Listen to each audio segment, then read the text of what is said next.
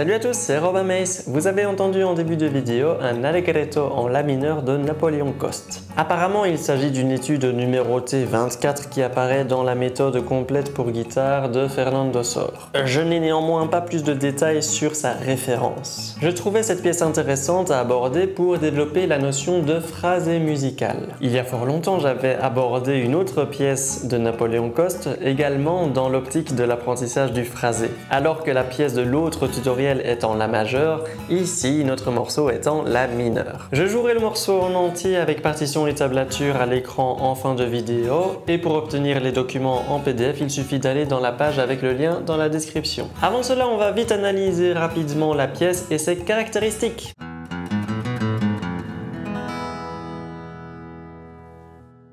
Le titre du morceau est Allegretto, c'est en même temps un indicateur de tempo. Allegretto, c'est un petit peu plus lent que Allegro qui veut dire rapide. Donc ici, on va viser aux alentours de 100 battements par minute ou un petit peu plus. La structure est assez simple, il y a 16 mesures pour la première partie A qui se répétera 2 fois avec les barres de reprise et ensuite 16 mesures pour la partie B qui se répétera aussi 2 fois. Sur la partition, on remarque beaucoup de lignes courbées.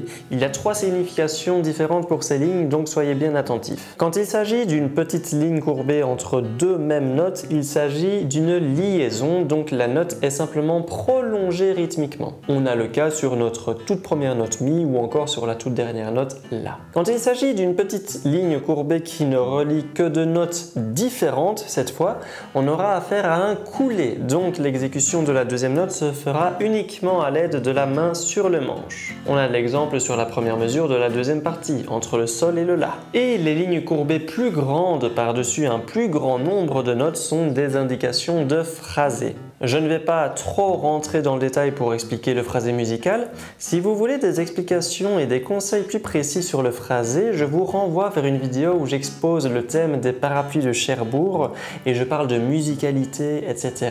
Je laisse le lien dans la description. Mais du coup, pour résumer, pour bien respecter les phrases musicales, il faut imaginer qu'on parle les notes comme on parlerait français. Quand on commence une phrase, on essaye d'être bien présent et sur la fin de phrase, on ferme l'intensité comme pour exprimer un point. Aussi, entre 2 phrases, il est parfois intéressant de prendre une respiration et donc de légèrement écarter 2 notes rythmiquement parlant. Pour développer le phrasé musical, il ne faut pas hésiter à mettre son instrument de côté et chanter quelques fois la mélodie en plaçant les respirations aux bons endroits, en faisant progresser l'intensité de la mélodie en même temps que la phrase, etc. Si vous n'aimez pas chanter, vous pouvez éventuellement tenter d'imiter la phrase en jouant uniquement la ligne mélodique des aigus, donc en enlevant les basses et les notes d'accompagnement. Et après, essayez de reproduire ces mêmes phrases à la guitare avec toutes les notes du morceau.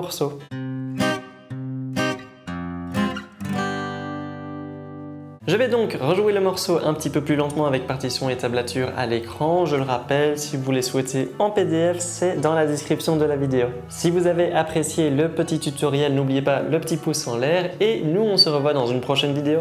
Ciao!